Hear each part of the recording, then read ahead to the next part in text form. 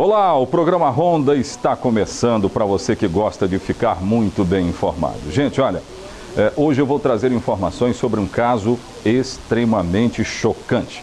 Lembra do dia 5 de fevereiro, quando nós tivemos aqui um assassinato de um servidor público federal? Bem, nós já demos a informação agora há pouco, né? A gente já trouxe essa informação.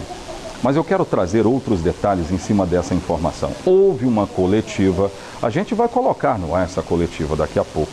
E aí nós vamos trazer informações a respeito da investigação policial.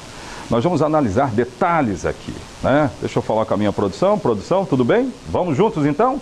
Trazendo informações. Eu queria que a produção colocasse para mim imagens da polícia. Imagens, por exemplo, que mostram o carro 1,30, parado na frente da casa onde aconteceu o crime, que vitimou Cláudio Henrique Souza, de 42 anos, que trabalhava na Justiça Federal e acabou sendo morto quando chegava em casa. Dá só uma olhada. O carro está parado, aí. Nós temos uma imagem, e a imagem está mostrando aí já está sendo mostrada, que tem uma pessoa parada na frente da casa de Cláudio, na frente da casa dele. E aí essa pessoa, segundo a polícia, é o matador. Esse carro está parado aí na casa dele, na Nogueira da Gama. Para quem está saindo do centro da cidade, vindo para o Juparanã, Nogueira da Gama depois do tobogã. É isso aí. E aí esse rapaz está parado, né? E tem o carro dando cobertura, ou seja, pelo menos duas pessoas. Agora a polícia concluiu, teve conclusões importantes.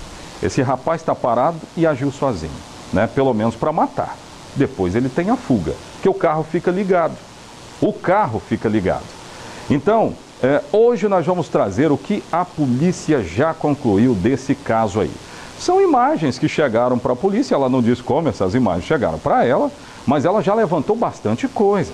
E ela definiu uma linha clássica, que é exatamente o que nós já falamos aqui. Crime que tem uma característica de execução. Esse crime tem uma característica de execução. A gente vai falar sobre isso no programa. Vamos falar também sobre uma operação que teve em Soretama. A polícia nessa madrugada prendeu 6 pessoas. Essas 6 pessoas estavam envolvidas com o tráfico de drogas. Agora, não é só isso. Sabe o que acontece? Essas pessoas estavam traficando. A história, eu vou dar a história dessas prisões e apreensões já. Mas no meio desse grupo está o matador de um jovem, Afonso Henrique, se eu não estou enganado, de 16 anos, que morreu no dia 21 de janeiro. Esse jovem morreu quando estava trabalhando com o pai dele lá em Soretama. Tem imagem dele aí? Se tiver, mostra. Tá aí, ó, imagem do Afonso Henrique. Eu vou dizer, confirmando já que a arma desse crime foi apreendida e o matador apareceu, foi nessa madrugada. Disse para a polícia que matou. Daqui a pouco a gente relata também esse caso. É assim que nós começamos, no rádio ou na TV. Fiquem conosco, a notícia chega até você.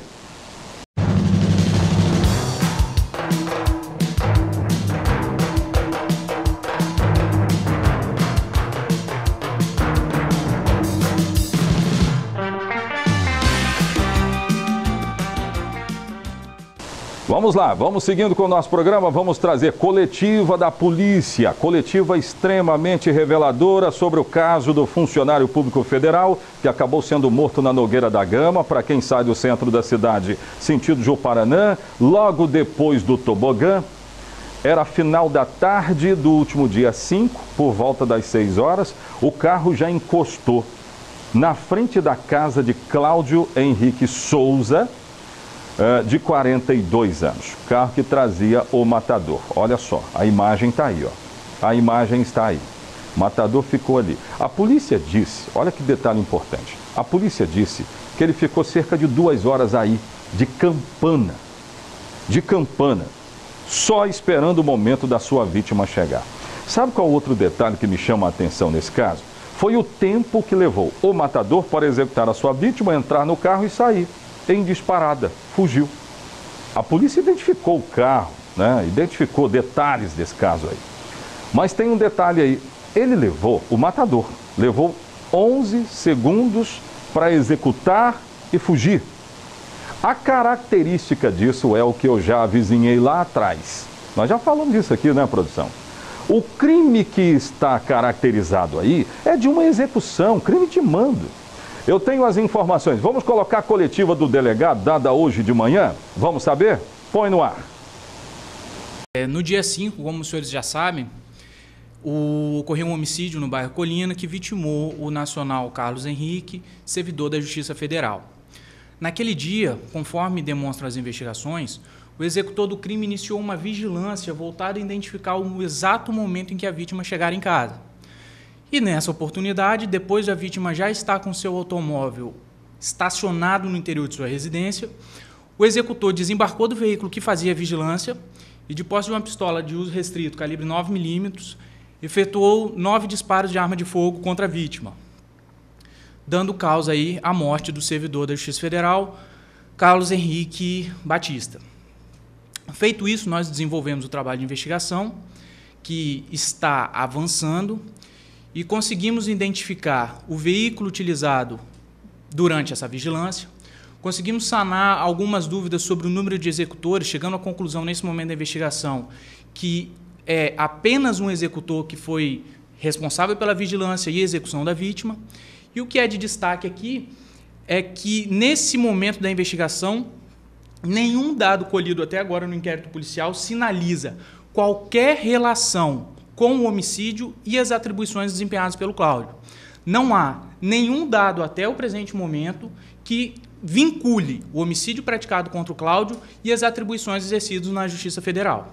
A metodologia empregada na execução do crime sinaliza, até com certa segurança, para a existência apenas de uma pessoa no interior do veículo.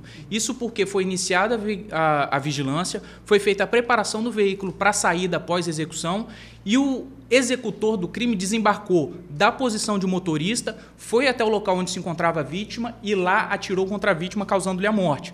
O que anuncia um modo de execução próprio daquele que está sozinho no interior do veículo. De certo que, se eventualmente houvesse outra pessoa no interior do veículo, assumiria a direção para viabilizar a fuga com mais eficiência. Doutor, eu gostaria que o senhor confirmasse para a gente a arma utilizada no crime, o número de pessoas que foram ouvidas até agora e se esses depoimentos foram até agora determinantes, cruciais para este momento do trabalho. Foram determinantes. Nós ouvimos um considerável número de pessoas até o momento e todas elas sinalizaram, sobretudo, a conduta da vítima. A vítima era uma pessoa muito querida aqui em Linhares, não tinha qualquer relação de desafeto, nenhuma inimizade, o que já nos levou para a linha de investigação que estamos desenrolando até o presente momento, e da mesma forma sobre as atividades que desempenhava na Justiça Federal, o que reforça a ausência de relação entre as atribuições da vítima e o trabalho desempenhado com o homicídio ocorrido. E em relação à arma do crime, foi utilizada uma pistola, uma arma de fogo do tipo pistola, calibre 9mm. Vamos seguir com o trabalho da investigação. A investigação está avançando e essa é uma oportunidade para convocar a população, aqueles que eventualmente quiserem contribuir com a investigação, buscar diretamente a Delegacia de Homicídios, através do meu contato ou através dos meus investigadores, ou, evidentemente, através do 181, endereçando aí notícias sobre eventualmente autoria ou o que quer que seja que tem relação com o fato. A polícia tem alguma informação sobre se Cláudio já recebeu antes alguma ameaça de morte? O Cláudio nunca fora ameaçado, nunca recebera ameaças de morte pelo período que esteve aqui em Linhares, então a resposta é negativa, não há esses registros. Então, gente, é isso. A polícia agora pede a ajuda da comunidade. De repente a comunidade vai poder ajudar, né? Dando informações. 181, 190... podem ser acionados, telefones que podem ser acionados. Daqui a pouco eu vou falar sobre o caso de um homicídio registrado em Soretama no dia 21 de janeiro. Já tem autoria conhecida e a arma do crime está apreendida. Mas sabe como a polícia conseguiu chegar até essa pessoa? Numa operação nessa madrugada que prendeu traficantes que agiam entre Linhares e Soretama. Linhares, Soretama. Já já nós vamos trazer essas informações.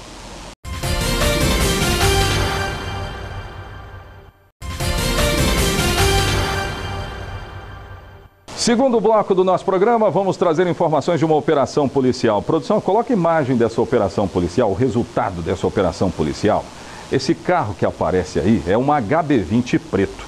A polícia está dizendo que ele estava abastecendo traficantes em Soretama. E havia um homem, contato aqui de Linhares, que estava abastecendo esse carro lá em Soretama. Este homem acabou sendo preso. A polícia tem os nomes, mas tem investigações. Então, nós vamos resguardar dos nomes, mas confirmar que 6 pessoas foram presas e apreendidas. 3 são maiores de idade. 3 são menores de idade.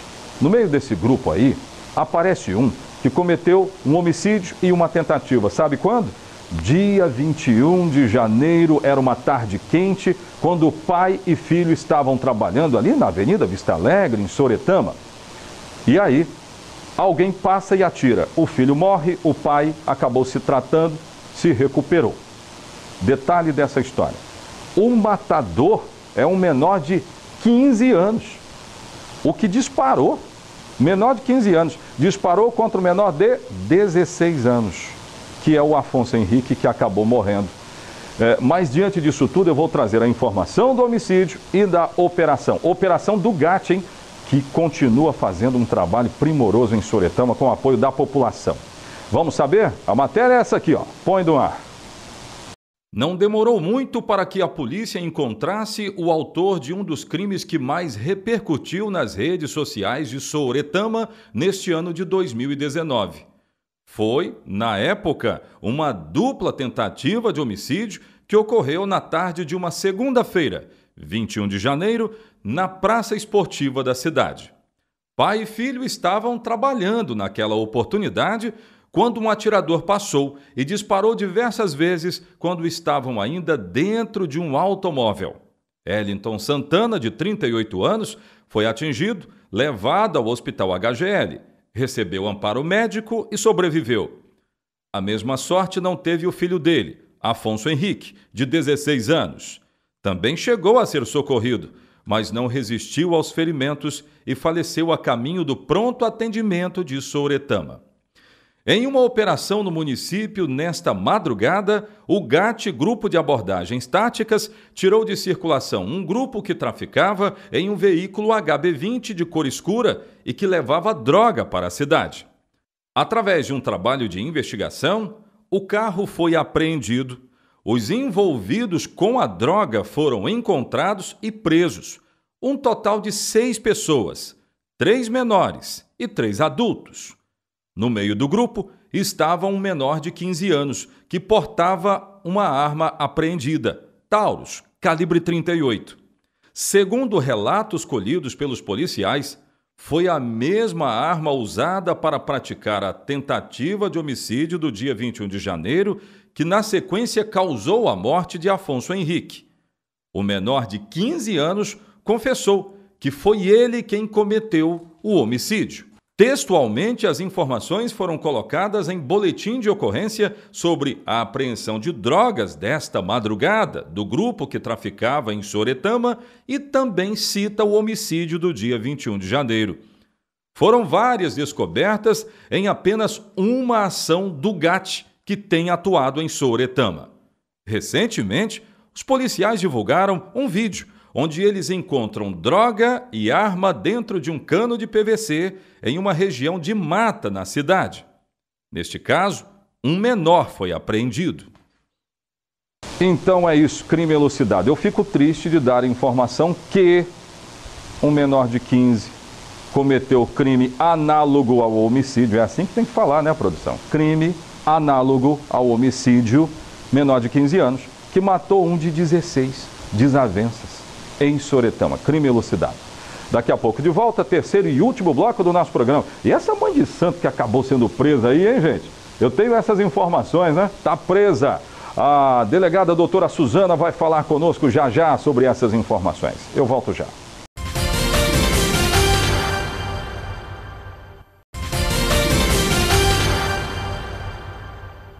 Atenção para o terceiro bloco do programa. Ó, todo cuidado é pouco, você passa na rua, né? Tem muitas informações sobre, ó, tem fulano que faz esse tipo de serviço, tem fulano que faz esse, aquele, coisa e tal. Agora tem gente que age de má fé, você concorda? Uma mãe de santo acabou sendo presa aqui na cidade de Linhares porque estaria aplicando golpes. Eu quero saber dessas informações. Põe no ar. Mãe Andréia, como se identificava a mãe de santo que prometia soluções para diversos males e curas milagrosas, foi presa junto com o marido pela Polícia Civil nesta quarta-feira em Linhares. Contra o casal havia um mandado de prisão expedido pela Justiça após a denúncia de uma idosa que pagou R$6 mil por uma consulta, com a promessa de que ficaria curada de uma doença. Então essa vítima realizou um trabalho espiritual, acreditando estar acometida de um mal espiritual, e posteriormente a investigada teria cobrado mais um valor para que realizasse outro trabalho. Caso contrário, se não fosse realizado o trabalho, a vítima, a idosa no caso, seria esse mal que ela estaria acometida, seria agravado e ela seria acometida por um câncer. Então, através dessa promessa de mal grave e injusto, a vítima, por intermédio de um engodo, um artifício de mal espiritual, ela obteve vantagem patrimonial. Nós não fomos autorizados a fazer imagens da mãe de santo nem do marido dela.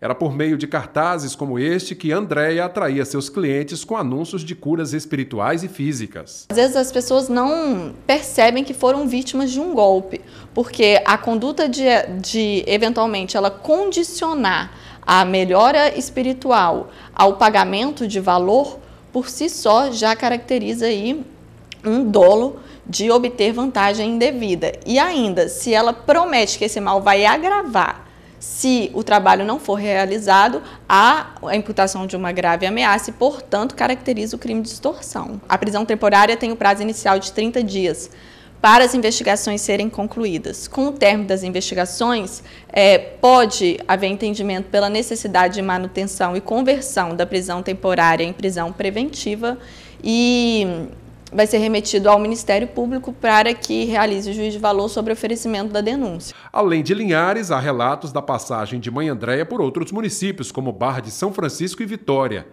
A delegada acredita que a mudança constante de endereço era uma forma de não levantar suspeita. A linha de investigação aponta que eles atuavam em determinados lugares por determinados períodos de tempo. Então, permaneceram no norte do Espírito Santo por um tempo, depois migravam para outras cidades, sempre buscando angariar vantagem patrimonial com esse engodo de cura espiritual. Em depoimento, a mãe de santo alegou ser uma profissional e que todas as pessoas atendidas por ela são clientes e não vítimas. Depois de prestar depoimento aqui na Delegacia Regional de Linhares, o casal já foi encaminhado para um presídio da região. O advogado de defesa deles também esteve aqui, mas não quis gravar a entrevista.